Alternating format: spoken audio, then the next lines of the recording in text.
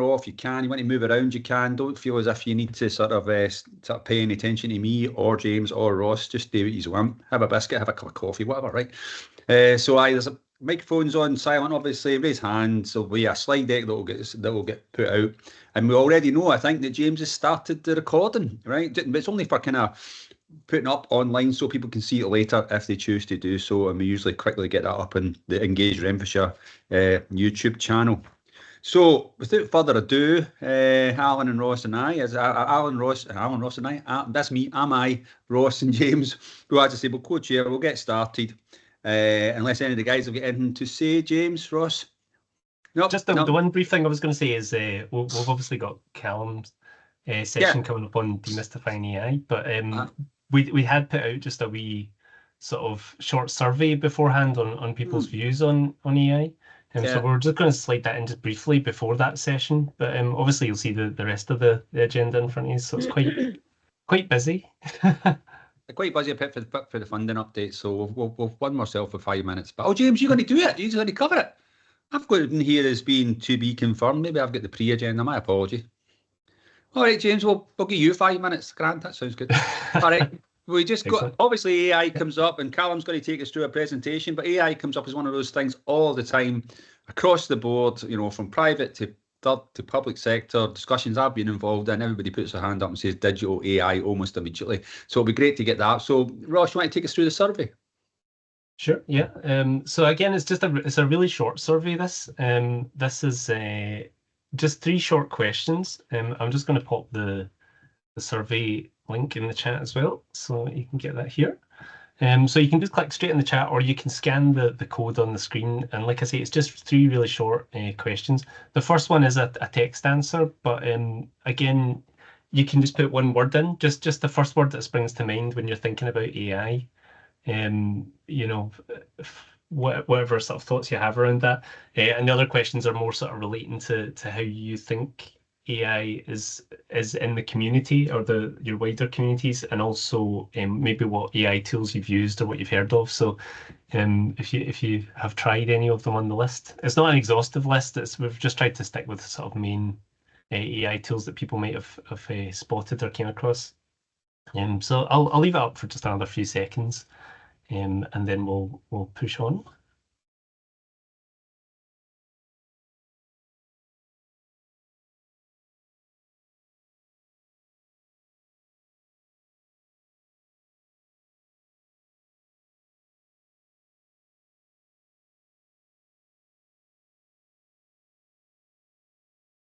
Okay, I'll leave it at that. Like I say, the link will still be open. The form won't disappear anyway if you're still filling it out. But I'll pass you over now to Callum McDonald, who is here from the Scottish AI Alliance. So do you want me to stop sharing my screen, Cal? Yes, please, and I'll pop some slides up. Thank you very much, and thank you very much for having me today. A great turnout. I think you undersold yourself previously. This is a really great turnout for today. So thank you very much for your time and for completing the survey that is going on. What I'm going to be talking about today is a little bit of demystifying AI. Now, I'll be talking through some sort of main myths around AI. It's a buzzword that's been everywhere in the past 2 or 3 years, and I've got 20 minutes to cover a bit of an overview of important things to think about if you are using AI tools or you're thinking about deploying AI systems. Now, I'll give a little overview of where I come from. So I'm from the Scottish AI Alliance. Now, Scottish AI Alliance are the delivery body for Scotland's national AI strategy. And that strategy, the vision within that strategy is for Scotland to become a leader in trustworthy, ethical and inclusive AI. And I'll get on to what I mean by that in a little bit. essentially the strategy works towards Scotland using AI to make the country fairer, greener, more prosperous and more outward looking.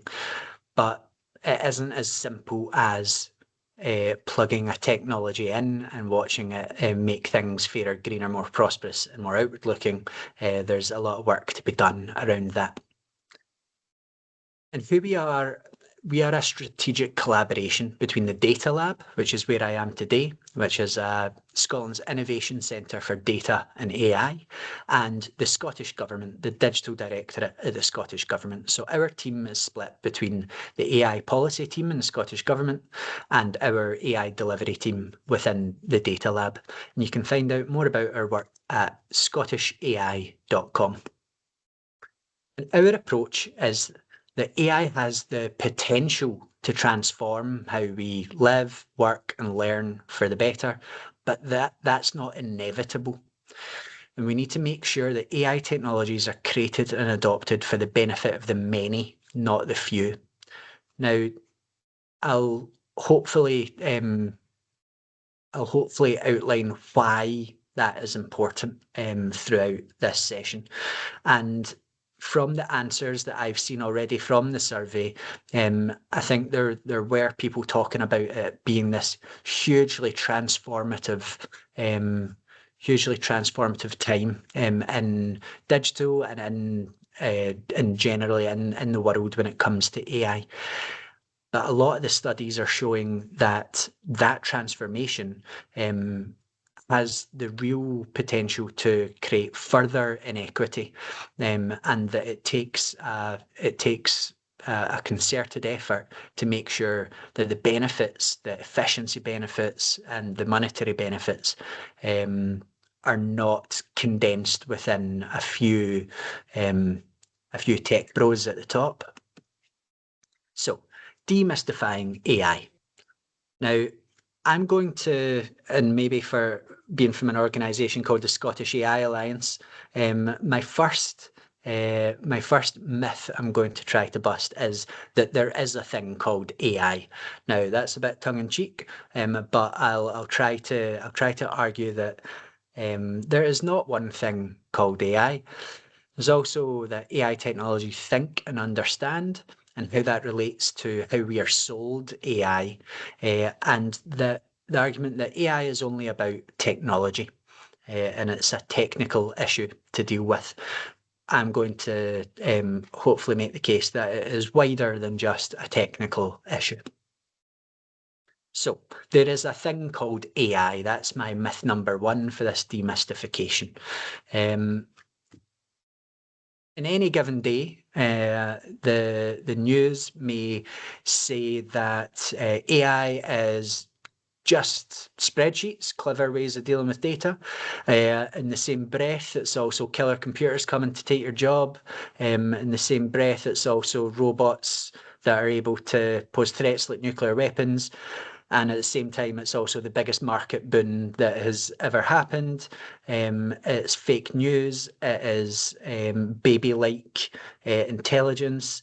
It is just a tool. It is the transformation of the world. AI is a lot of things to a lot of people. And that media hype and that the way in which so many people come to conversations about AI with all the baggage that AI has from science fiction and from businesses trying to sell you AI, it's hard to cut through the noise and see what is important within that. So when we talk about AI, artificial intelligence, we mean the study of making computers perform tasks that normally appear to need human intelligence. Now you'll see I've got an asterisk next to this. This is quite an older definition of AI. AI as a term, as a concept, has been around since the 1950s. It's not new. The study of artificial intelligence is not a new discipline. It's been going for decades now. And what we are going through is a bit of a a bit of an upswing in the marketing around certain AI technologies. So those core AI technologies that are performing those tasks that normally appear to need human intelligence, there's different names that you might hear. So things like machine learning. You've probably encountered different forms of machine learning algorithm for decades now, when algorithms learn from patterns in data to make decisions or predictions. Things like spam detection in emails. So that would be like one AI technology or AI technique. And then another subset of machine learning, deep learning.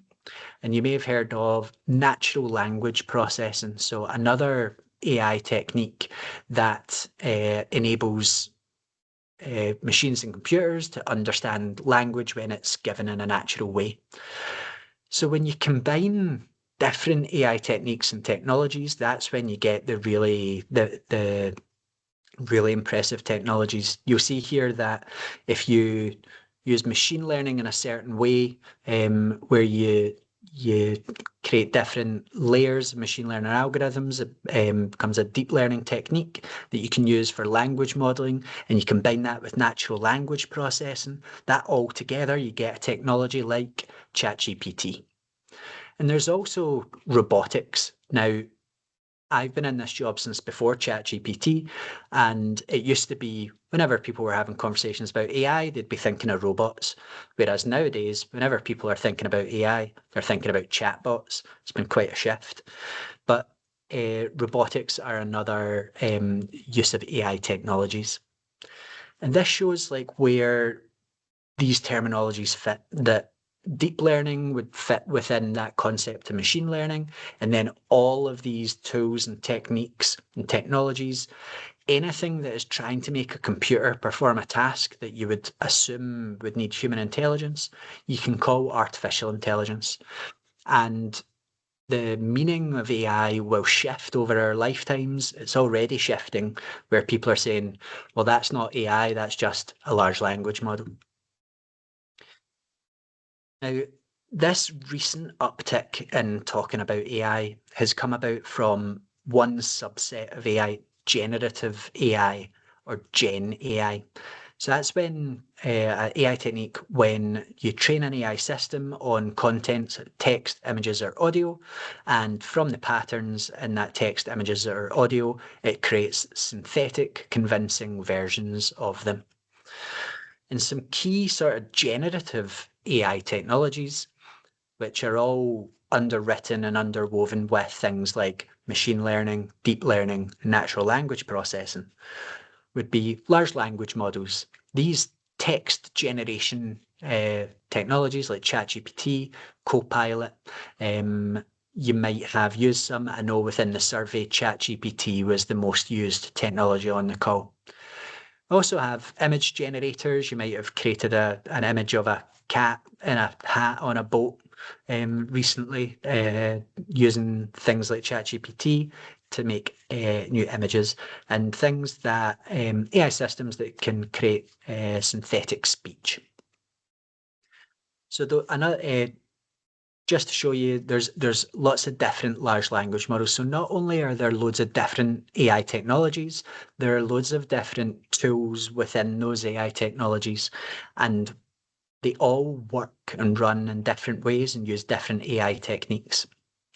So if we're looking at that diagram again, you'll see that when a lot of people are talking about AI, they mean ChatGPT or something very similar to it, but actually it's only a very small part of that wider AI conversation, and that you may feel as if, say, ChatGPT isn't right for your task or your organization, but AI is not one thing, and that it's often been described as a constellation of different technologies. And we as humans sort of project this image of, well, all those technologies are AI. But that's a human definition on such a wide range of different technologies. And it's just recently that one star in the constellation has happened to go supernova, generative AI, that ChatGPT type technology. There's loads of different applications of AI across things like dynamic pricing, but also like crop yield prediction in agriculture. And it's within maybe content creation and customer service that things like large language models are becoming used a lot more. But not all AI is a chatbot. So AI is not one thing. It's a broad field of computer science that covers loads of different methods, and it's tasks that you would normally associate with human intelligence. And these applications are known as AI technologies. The second myth is that AI technologies think and understand. Now, a lot of this comes from the imagery around AI. You might have seen here, this is a just Google search for AI. AI seems to be blue. It seems to involve a white robot. It seems to involve glowing blue brains, all of which project a false image of what AI is, as if there's a thinking brain going on. This imagery is sci-fi inspired marketing, essentially. It gives false impressions of ability, and some of the imagery can be problematic. Oftentimes, it's a lot of white businessmen in suits sitting around, shaking hands with robots. It's often female robots. So there's a lot of, that's some of the baggage that's coming with AI. And this sort of false impression of AI being like a thinking blue brain that is one thing can cause real issues. So it can cause sort of social issues. You see here people personifying chatbots in a way that they're forming parasocial relationships with them, but also this false sense of trust in things like ChatGPT, where we see 92% of people don't check their answers when they're generated by AI. And if we're looking to implement AI in a wider way, it's not necessarily a bad thing, but if 92% of people aren't fact-checking, then it could be. If 100% of people were fact-checking, we could roll out AI deployment a lot faster. So AI does not think or understand. It is just like really clever ways of processing data. They don't think or understand like a human. That thinking element comes from marketing. You might have seen ChatGPT when it's looking for a longer answer, it says that it's thinking. That is not what's happening. It is trying to identify patterns in text. ChatGPT is not an oracle of truth. If you ask it for a true answer, it does not understand the concept of truth. It understands patterns. It understands what you're most likely to want next. It's been described as a stochastic parrot or a probabilistic parrot. I'm really rubbish on the word probabilistic. It's a parrot that knows what the most likely next word will be. Now, that can be a really powerful technology when you're not looking to it for truth and reason. If your job involves manipulating text a lot, it is the perfect tool to manipulate text at scale. If your job involves making decisions about people, then that's when it becomes a bit more difficult. It's easier, rather than thinking of AI as being a thinking, glowing blue brain, it's better, we think, to consider it more like you've got a parrot hooked up to an amazing server. That server's feeding the parrot exactly what you like. That parrot knows exactly what will make you smile. And that parrot is just repeating or saying to you what you most want to hear based on the input that you've put in. That can be really useful. But if you over trust or over anthropomorphize, then you can run into difficulties. There's also another concept of like AI just being a mirror. So like if you're looking for new ideas, all you're going to get reflected back is the ideas that are already in culture, because AI, like ChatGPT, has been trained on the data of the world, and it will be reflecting back that data. It operates off the assumption that the future will always be like the past, but we know that the future isn't often like the past.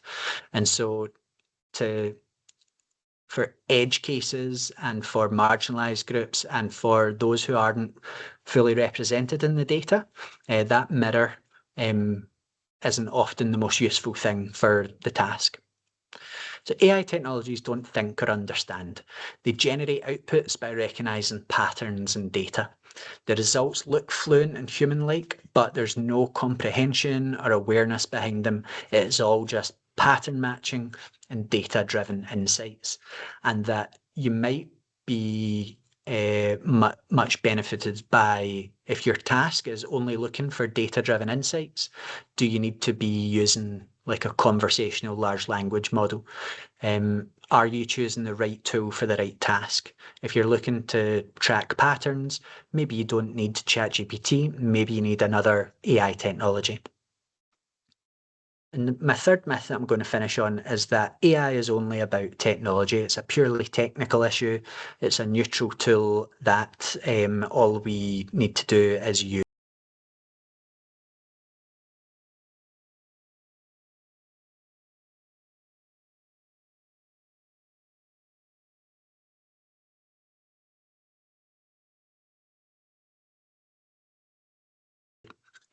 Oftentimes it's like, oh, well, you know, the AI has decided this, or well, AI tells me that. This over giving more energy to the technology within that setting allows for humans to get out of accountability. So like when customer service AI doesn't function well, can be like a shrug and that, oh, well, the AI wasn't working. But it was a human who designed that AI, who deployed it, governed it, and chose the parameters of success within it. And when we think of AI, we should be thinking of like, who made the decision to use this tool? Who checked it? Who checked the output? What sort of forms of governance do we have around that? We shouldn't let the use of AI take away the accountability of the people who are deciding to use AI. That media hype and polarization, it can be difficult to have a nuanced understanding of what's going on. It can be the silver bullet to solve all problems in the same breath as it is killer robots coming to take your job, and that can be difficult to navigate. There's also the potential for AI algorithms to reflect and perpetuate bias and discrimination. These systems are trained on the data of the world, and the world can be homophobic, transphobic, sexist, racist, and if we're not building these systems well, we can build in these biases to the systems. So these outputs from ChatGPT, the main training data for ChatGPT comes from Reddit, for instance. And so what you're getting is the biases, the societal biases of people who use Reddit. So it's a huge environmental impact of AI. It is a very energy intensive technology to create, especially large language models. And the more data centers we need, the more they need cooled, the more energy they need to use. And there's the impact on work and learning. How do we have a sustainable office place if we're removing all entry-level roles? Who will be the future leaders if we have no one coming in? And in the learning environment, I would not like to be a teacher right now. So I'd like to just finish on that AI is about people. People are at the heart of every aspect of AI technologies. It's people who decide what technology to use. It's people whose data is trained on. It's people who use the outputs. It's people who label that data. And that discussions around AI are relevant and valuable to everyone because it has a wider impact. It's not purely a technology, it's a socio-technical system. It relies on the society around it to work, and therefore the society around it should have a say in how it's deployed. So I'll just finish with that we run a free beginner-friendly online course. It's about 2 to 4 hours of learning, living with AI. I'll pop the link in the chat. And if you're looking for stuff to read right now, check out the Scottish AI Playbook, which we run a suite of resources to help people adopt AI in a trustworthy, ethical, and inclusive way. Thank you very much. Callum, that was great and wonderfully timed as well. We're always hot on that, so you've done a great job there. Could everybody give him a wee round of applause? I'll do it properly, but if you've got a wee button, you can press that as well. There you go. That was great, Callum. There's questions in the chat, Callum, but I think you've covered one from Yvonne was in relation to that, what you started picking up on, the sort of aspect of it being unequal in terms of race and the potentially being white male dominated stuff. So I think you kind of picked up on that. Yvonne might want to come back in though.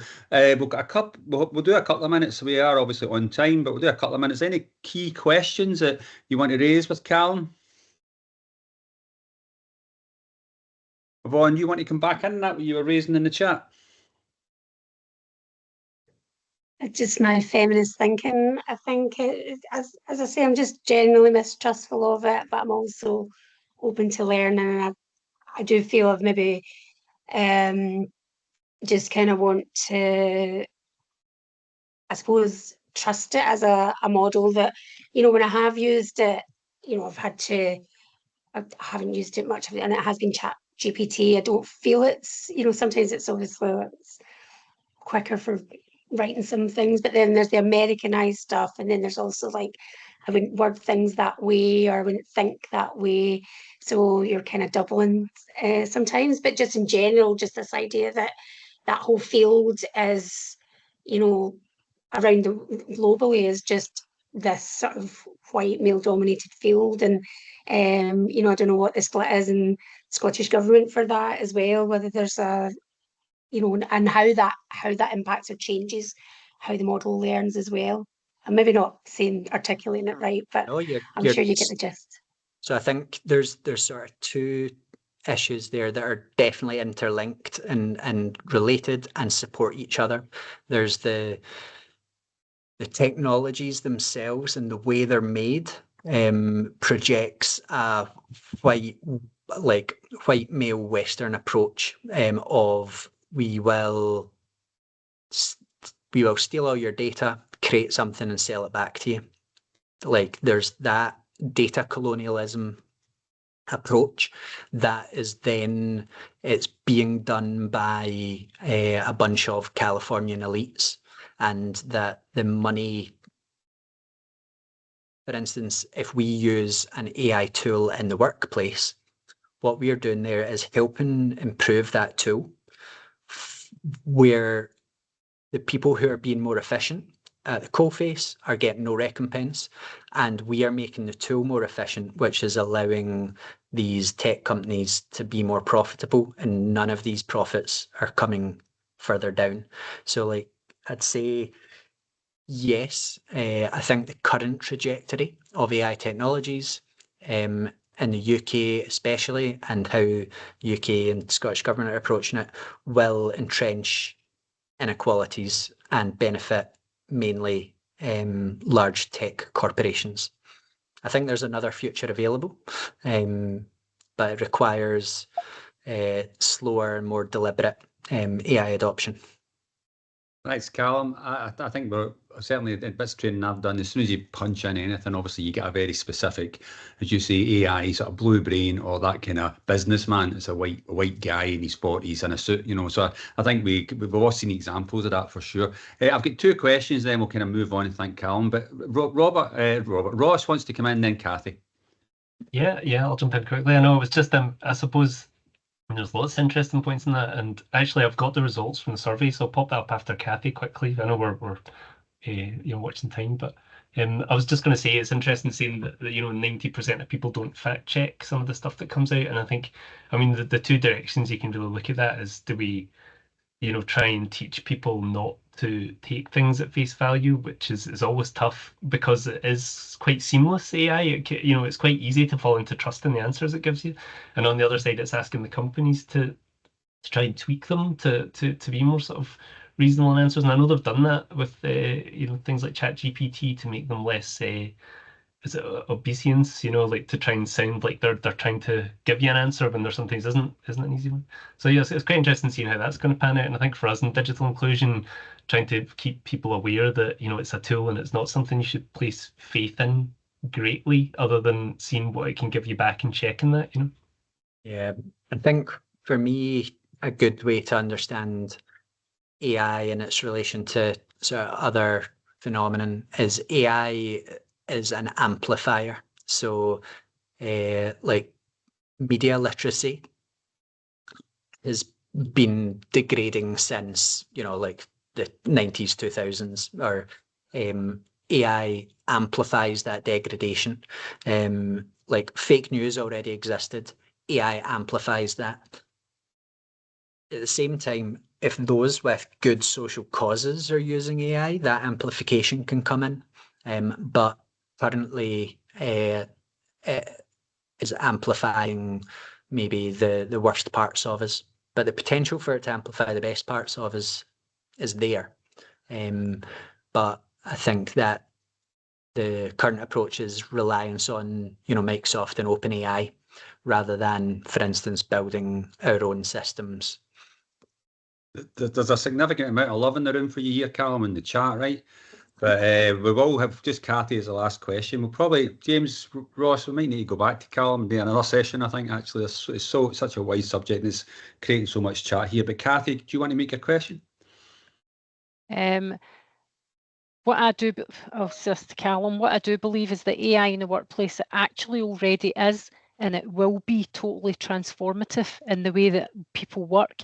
And one of the big problems that I see and one of the big risks is that workers' skill sets are going to start to dumb down as they become more reliant on AI to provide responses. So I've already seen many cases where you're asking AI for something and it just hallucinates and makes up, say, 50 to 60% of it.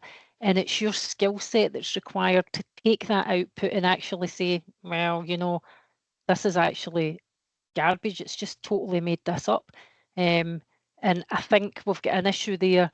And I think it's really scary for the young ones coming into the workforces nowadays to actually build up their skill sets enough that they know when AI is hallucinating or the information that they're getting back just isn't right. And I think that's a big scary thing. And I know, Callum, you said you wouldn't like to be a teacher in this current landscape, but I think there's just something massive there that it's going to hit us in the future. Before you come back in, Callum, sorry, just in the chat there, Maisie's making the point in relation to things like Google AI summaries. It's an echo of Cathy's point.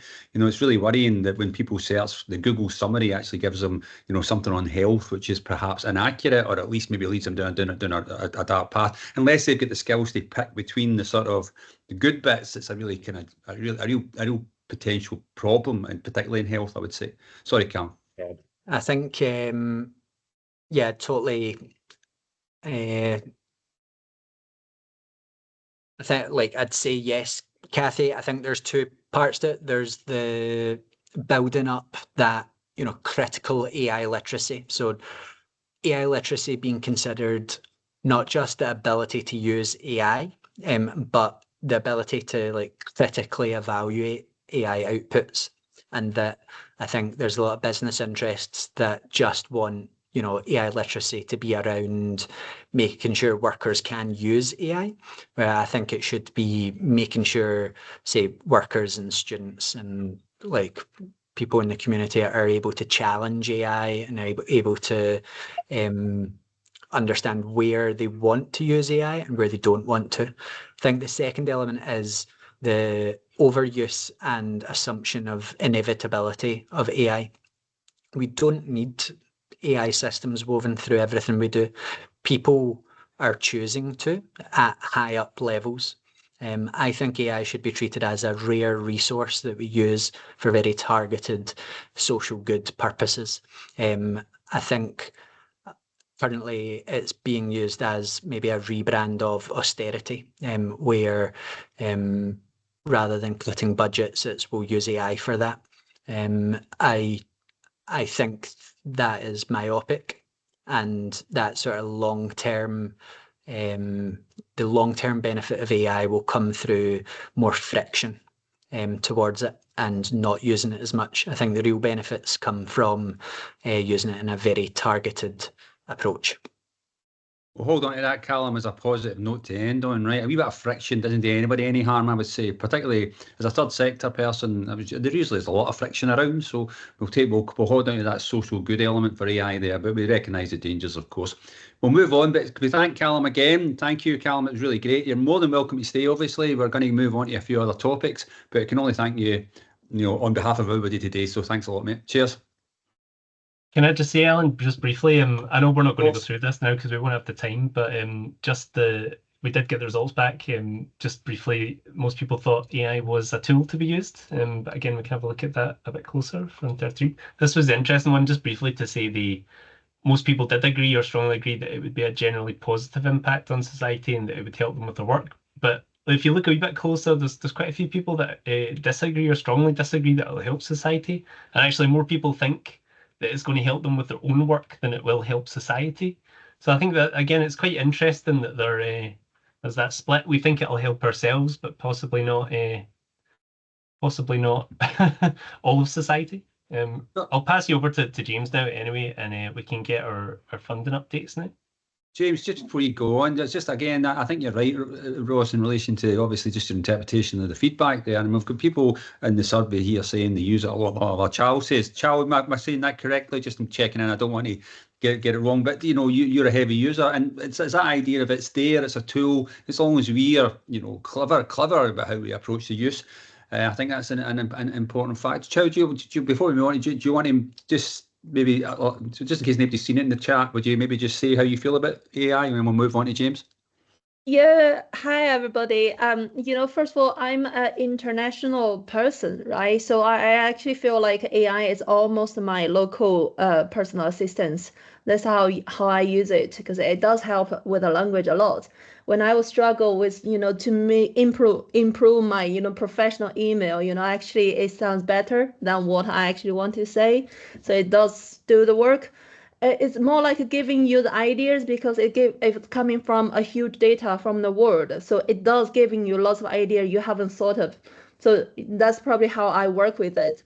But if you say that I trust information, I don't. You don't trust your personal assistant for everything, right? So you just work with them and appreciate the provide you the things you haven't thought, and then based on that improve. So there's just some tips that's from my own experience. Thanks, Chad. That's great. James, will we move on then? Yes, thanks, Alan. So just a couple of updates. As you can probably see from everyone on screen, I'm not Malin, but I'll do my best to cover the funding update. So the AI, very relevant given the presentation we just had, the AI for All funding and mentorship. It's available to UK charities up to £2,500 to address digital bias within artificial intelligence, amplifying underrepresented voices and foster inclusive technology through the different foundations AI for All programme. It's eligible applicants in UK must be registered charities with turnovers between 150,000 and 1.15 million, and applications close on the 30th of September, and a link will be provided within the slide decks and where you can apply and check eligibility. Next slide, please, Ross. And the other one was funding to improve online digital presence for small charities. Again, UK charities can apply for up to £2,500 to enhance their online digital presence. The funding is available to charities with an average annual income of less than £1 million to support digital expenditure. The other funders may not cover such as building websites and apps, digitise services, and purchase digital products. The fund is being made available through the Fat Beehive Foundation, and trustees are particularly keen to support traditionally hard to fund organisations. In terms of the deadline for applications is end of September for the October meeting, and the end of March for the April meeting. And again, it's 5 PM on the 30th of September, and there'll be eligibility and a link to the apply. So just to say thanks so much to Malin. The next slide is Malin's contact details if anyone has any questions or would like to get in touch around funding, to get in touch. So again, just to thank Malin for providing that information for DigiRen. Thanks, James. That's grand. Well, obviously, as James says, all the information will be shared anyway, so you can pick that up if you need to be. Ross, we're moving on to a DigiKnowVember update. It is indeed, yeah. DigiKnowVember updates. We have just 2 months to go until Renfrewshire is back into DigiKnowVember, which is our digital inclusion events and campaign, which lands across the entire month of November this year. The most important piece of information from this update is that the submissions window is closing tomorrow. That's Friday, 29th of August. So if you've been thinking of submitting an event, today or tomorrow are your last days to do this. So you can scan the QR code there in the slides, or I'll just pop a link in the chat as well. It'll take you straight to the front. We've had an incredible response so far. I think we've changed the activity number about 3 times in the last 2 days. So it's closer to somewhere between 80 to 100 individual activities at the moment. So some examples of those include the digital skills training. We've got employability drop-ins, digital support for mental health and well-being, and a focus on our online safety ambassador recruitment. But there's much more planned. And next month in September, we'll be making sure the events are confirmed and there aren't any avoidable clashes with the timings. And we're working with our comms and marketing team to have the media strategy ready to go in October. So this should give us a lot more breathing space than last year to let people in Renfrewshire know what's on offer. And with a large number of activities, we are grouping them into a set number of themes this year. So we've got some preliminary themes of digital health and well-being, internet safety and cybersecurity, a general digital inclusion category, and some digital skills training. So again, just to help people find things a bit easier when they look. And under the banner, the digital health and well-being, we're also planning a digital inclusion challenge across the month to think about how much people use and rely on their devices, and also to raise awareness of how much digital technology can impact a person's life. So that's for a good or for negative. And again, we're going to have a bit of a focus on the analog to digital switchover campaign that's ongoing, with a session being planned with Tech UK for people in Renfrewshire and beyond, with information about how the switchover is progressing. But if you have any questions about DigiKnowVember programme, you can contact us in the digital inclusion mailbox at the bottom there. That's digitalinclusion@renfrewshire.gov.uk. I'll just pop that in the chat as well. So that's our updates for that, which takes me neatly onto our updates about the analog to digital switchover.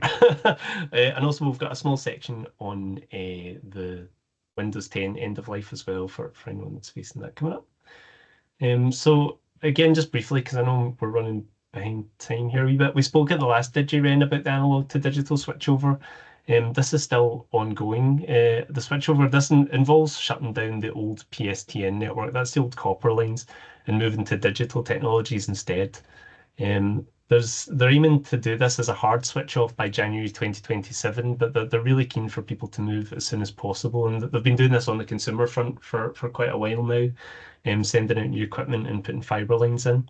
I think it was the end of 2023, they stopped providing any copper lines to consumer levels. So what does this mean for me and my organisation? Well, because it's a new technology, the power doesn't work quite the same across these lines. So the campaign is mainly to make sure that everyone's aware of what technology they need in place. I know Ofcom has certain rules on people being able to contact other people in emergencies. So for people that are vulnerable, there are battery-enabled phones with SIM cards and things that they can access.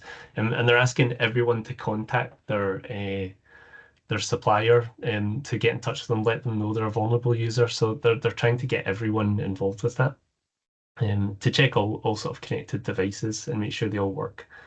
Again, the National Telecare campaign launched in June was it this year, I think, and that was a collaboration between the big providers.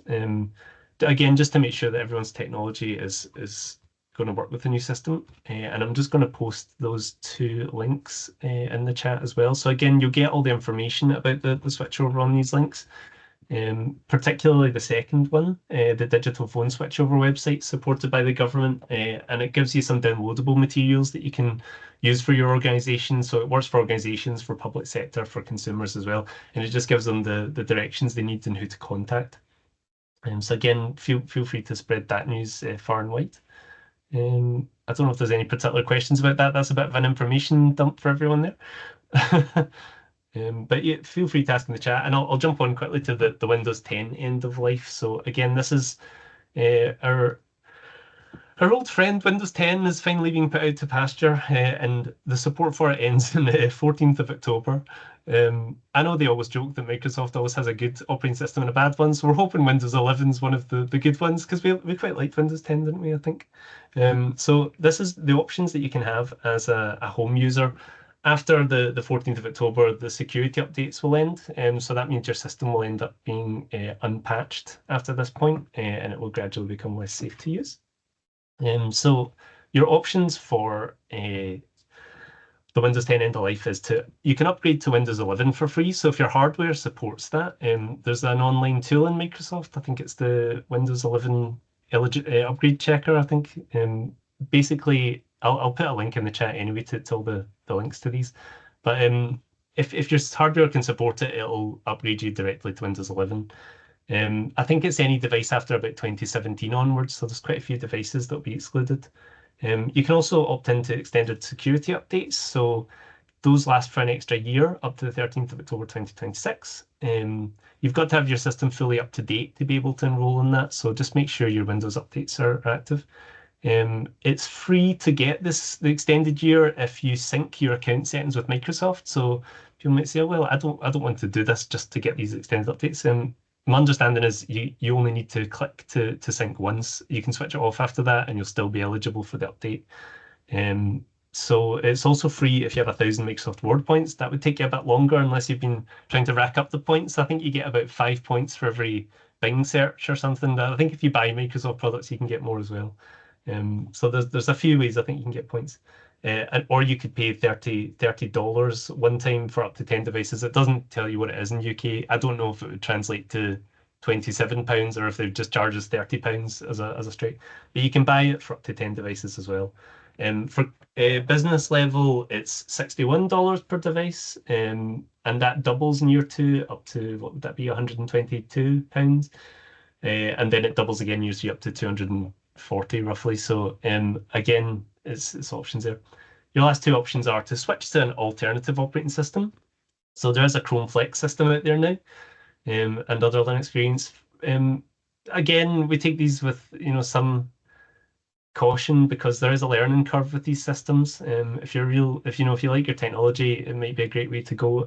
Particularly with Chrome Flex, we've found a lot of use actually, although there is some technical steps to get it installed. And if you're a business, you will also have to pay a license fee, which is still cheaper than the extended support for Microsoft. And lastly, you can continue to use Windows 10 out of support. This is the option we don't recommend you use. I know some people do continue to use systems after they're out of date. The risk will increase over time with cybersecurity threats. They won't be plugging the holes that are in these. So I heartily recommend you use one of the free options to get the extended support. And the software will end up becoming less compatible or cause errors. And I'll just pop the link for that. So that's the all singing, all dancing page for end of life support for Windows 10. So it'll give you all the information there. And I think the very bottom of that page is the extended security updates. I'll pass you over to James for the updates on the yearly report. Before you come in, James, okay, just to make a kind of comment, just for the members, that my fear around things like the Windows 10 coming to an end is that people won't even recognise it's coming to an end. They'll be getting warnings and everything else, and they'll just continue to move with it. So I suppose my ask to everybody who's a member, and certainly from Engage's point of view, we will make sure this is put out there with the information that Ross has provided. But it's really if we could alert others as you do. I know Sally's on the call, for example, in terms of community champions around digital. That idea of just continuing to tell people, because they'll just ignore it, as we all do. I mean, before they know it, they're dealing with an operating system that's no safe or isn't functioning very well anymore. Particularly the no safe angle would obviously be the most important factor. The other point I wanted to make was, I think in terms of the DigiKnowVember, the response has been unbelievable. It's going to be so good. A whole month of activities, etc. So I just think it's great. If anybody else is getting to add, great. But I think the scope of work that's already been put together is a fantastic credit to the partnership in Renfrewshire. So, I'm giving ourselves all a pat in the back with that one, I think, you know what I mean? But particularly those who are providing bits of service. Brilliant. Okay, we'll move on then. We're perfectly on time, James, so fire away. Great stuff. Thanks so much, Alan. Thanks, Ross. So in terms of the Digital Inclusion Impact Report, we can move to the next slide. Yep. This year, just taking on board the findings from the Audit Scotland's Tackling Digital Exclusion Report. We have restructured the way that we report in terms of gather the information. And this is based on, so the first report we'll be doing this is based on last year's information, 24-25, and it's broken down into questions around digital skills, confidence and motivation, device access, internet access. A new one that we've brought in is about inward investment, how much was brought into Renfrewshire to support digital or digital inclusion, how many projects were supported. Digital public services, because we know that that shows a degree of digital inclusion, but also we've introduced the council's new digital assistant Millie this year, because that's an offline mechanism to support digital inclusion, i.e. telephone, and how digital and new and emerging technology is supporting that. We intend to launch the annual report during DigiKnowVember this year, so a real highlight of DigiKnowVember, and a huge congratulations, thank you to everyone that contributed. We received over 30 responses from organisations that contributed to this. We know that there's much more fantastic work taking place, and hopefully we'll be able to encourage organisations to take part next year. Next slide, please, Ross. And just, I wanted to keep this one separate from the funding update. It's the UK Government's Department for Science, Innovation and Technology. They launched the National Digital Inclusion Action Plan back in the spring. A key priority for them was to launch a National Digital Inclusion Innovation Fund. That was announced, and I think it's a £9.5 million funding allocation, 7.2 million of which has been allocated to England, and the remaining 2.3 to the devolved nations. The current round relates to England only. Discussions are underway with the other devolved nations, Scottish Government, Welsh, etc., with regards to how they'll approach the Digital Inclusion Innovation Fund. So we'll certainly keep you up to date on progress there, and there'll be a link in the slides with regards to that takes you to a web page that explains everything that England are doing. And then next slide, and I think we've caught back up. Yep, it'll be an open discussion. And happy to, sorry, Alan, just happy to take any questions just as part of any of the slides that I presented on.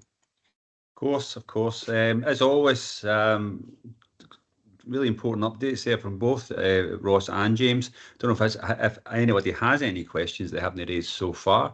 As I say, the slide deck comes out and we'll give everybody obviously access to that, and I'm pretty sure, don't include me in this because I only know what I'm talking about, but Ross and James would certainly respond any time out with the meetings as well, so feel free to sort of get in touch.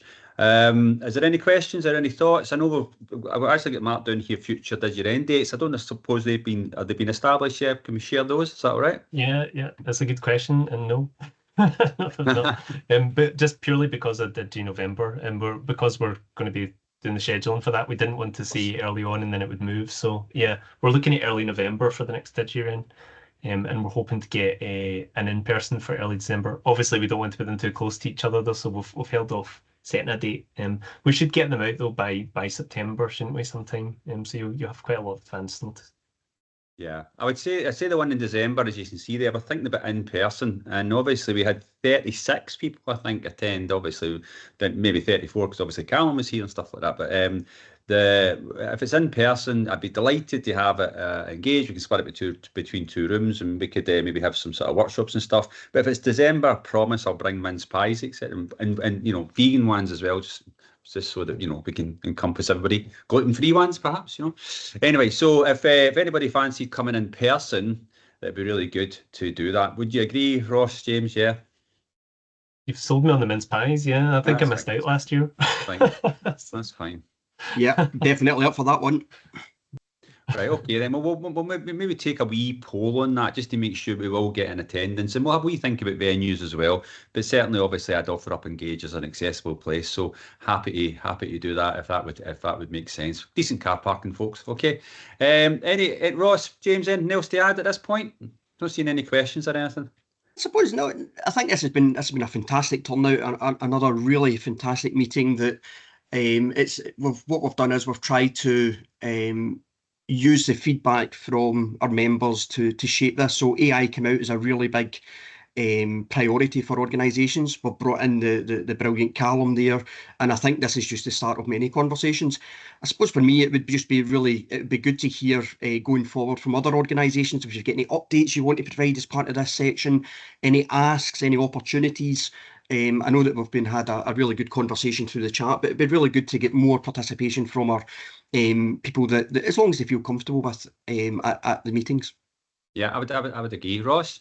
Yeah, definitely. I mean, I'm just thinking that, seeing the chat has definitely been lively today. I don't know if Callum's still about to, because I was thinking about the sort of silly questions around AI. And when I was talking about the brain you see with all the, blue sparks flying around. And I thought, I've seen lots of robot videos, trying to pretend or act to be human. And I thought, has anyone hooked one of these up to, Chat GPT? It must have happened. And I think, is that what generally people think the future is going to be?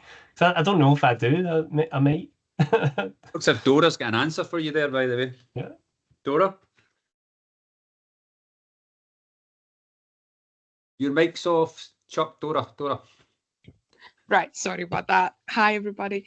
I just wanted to say that one of the most important things that stuck with me from Callum's presentation was the fact that, one, there are misconceptions about what AI is, and we're all, we've seen all these movies, so we're all kind of pre-tuned into thinking that AI is this robot that's going to replace us. And then I think the most important aspect of the presentation for me was when he said that AI is based on, humans and people, and, it cannot function without, gathering information from us. So to me, I thought that was really, really interesting, the fact that he actually pointed that out. Yeah, that's all. Thank you, Dora. Bernadette just says, Ross, it's happened. So it's happened. I thought so. Yeah. In a typical Bernadette way, it's happened. Right. So, I know. I mean, it just underlines, I suppose, for me, the reason I love the DigiRen network things is still the human element to it. I mean, we could just send out information online, and but I mean, I love the fact that we are still getting together and talking. Because we do live in really sort of overly digital and technical times. So definitely keeping that human element, I think, is the most important thing. I would agree.